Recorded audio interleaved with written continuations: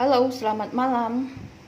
Hari ini saya lanjutkan penjelasan bab 2 ya, yaitu tentang penjelasan jenis-jenis forecast.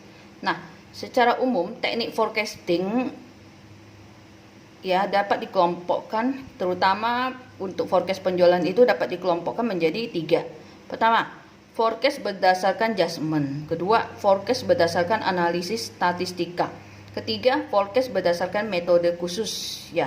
Nah, yang untuk metode khusus ini adalah untuk perusahaan yang memproduksi produk musiman biasanya ya. Nah, kita lihat yang pertama, forecast berdasarkan judgment. Forecast berdasarkan judgment dapat dilakukan melalui pendapat pimpinan bagian pemasaran, pendapat para petugas penjualan, pendapat para penyalur, pendapat konsumen, maupun pendapat para ahli. Jadi yang namanya forecast berdasarkan judgment adalah berdasarkan pendapat ya.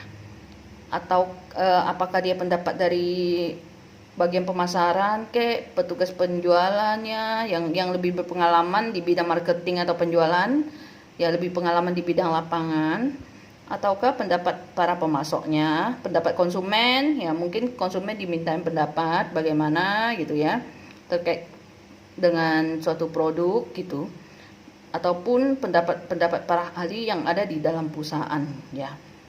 Yang kedua, forecast berdasarkan analisis statistika. Nah, apabila perhitungan berdasarkan data historis dari satu variabel saja, maka bisa digunakan dengan cara pertama metode tren bebas, metode tren semi average, metode tren moment, dan metode tren least square. Nah, kita lihat satu-satu nanti ya.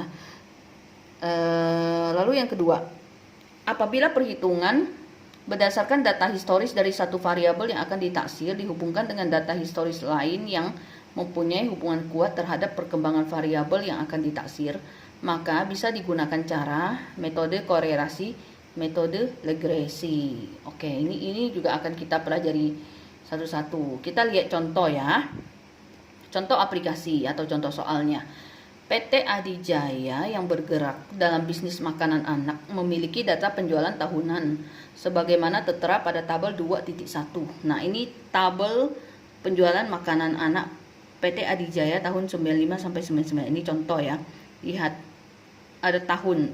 Kebetulan jumlah tahunnya ini ganjil, ada 5 tahun. 95 sampai 99. Jumlah penjualan dalam juta unit ya.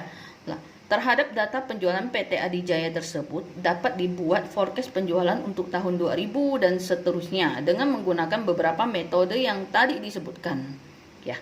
Nah, sekarang kita lihat penerapan pemakaian metode itu. Yang pertama, dengan contoh soal PT Adijaya ini kita terapkan metode tren bebas. Nah, pada umumnya metode tren bebas cenderung digunakan sebagai analisis pendahuluan yang akan memberikan gambaran awal dari suatu perusahaan, dari suatu permasalahan yang dihadapi ya. Jadi dia lebih cenderung sebagai analisis awal ya, yang bisa memberikan gambaran aja ya, gambaran dari satu permasalahan dan perusahaan. Nah, metode tren bebas mencoba melihat pola data amatan melalui tebaran titik dari pasangan data penjualan pada setiap waktunya. Berdasarkan tebaran data yang terbentuk, dapat diperkirakan tren penjualan dari data itu.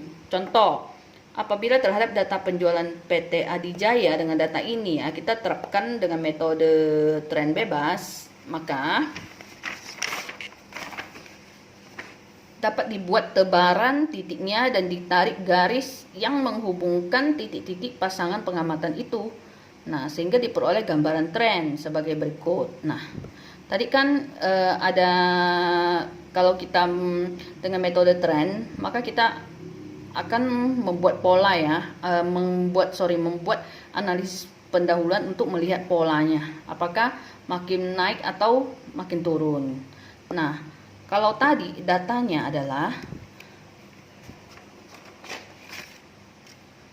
tahun 95 sampai 99, 5 tahun. Lalu data jumlah penjualan dalam juta unit ya. Tahun 95 140, tahun 96 148, tahun 97 157 juta unit, tahun 98 160 juta unit, tahun 99 169 juta unit ya. Maka pola trennya adalah bisa kita buat. Nah, kita bikin seperti ini. Tarik garis Y, titik nolnya di tengah dan X. Yang dijadikan Y adalah unitnya ya, penjualan unit dalam kita jadikan tadi kan juta unit ya kalau di soal ya, juta unit. Kita nggak uraikan nolnya banyak-banyak, kita jadikan juta unit. Nah, sama, jadi 0 140 ini yang tahun 95 96 sorry ya, 95 96 97 98 ya, 99. Nah, kita tarik itu kalau di soal kan kita lihat itu kan 140, 148, 157, 160 dan 169 ya. Maka kita bikin titiknya yaitu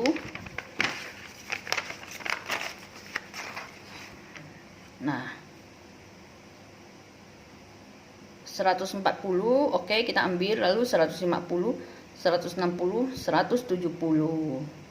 Nah, kita hubungkan kalau di soal ya, kita hubungkan bahwa ini untuk Y unit,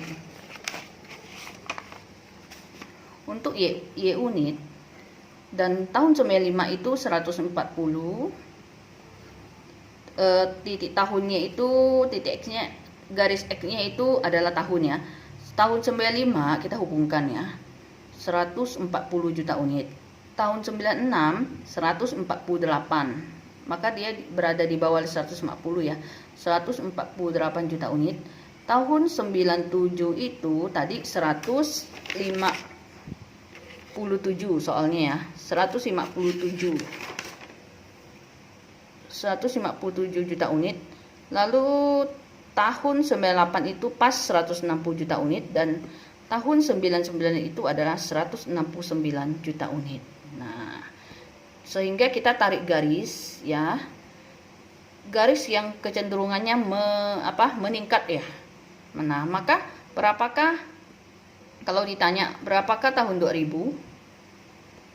Nah, kelemahan dari metode tren bebas adalah bahwa kita tidak bisa menerka berapa angka pastinya, tidak bisa mengetahui angka pasti dari tahun mendatang. Tapi kita bisa hanya memperoleh gambaran bahwa setiap tahun forecast penjualan dengan menggunakan metode tren bebas adalah meningkat terus ya. Jadi ada kecenderungan, kesimpulannya adalah tahun 2000 juga meningkat ya, tentunya lebih dari 169 juta unit.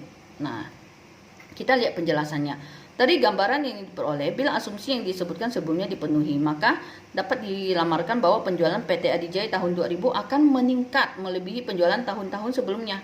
Meskipun dengan demikian, gambaran tentang berapa besarnya penjualan PT Adijaya pada tahun 2000 dan seterusnya dalam bentuk angka tidak dapat diperoleh dengan menggunakan tren bebas ini. Nah, untuk memperoleh hasil peramalan yang lebih akurat, pada umumnya metode tren bebas perlu dilanjutkan ke analisis yang dapat menunjukkan bentuk hubungan antara data penjualan dengan waktu. Jadi dia hanya bisa memberikan gambaran ya bahwa tahun 2000 itu akan meningkat. Ya, seperti ini ya. Oke, terima kasih. Demikian sampai di sini dulu. Selamat malam.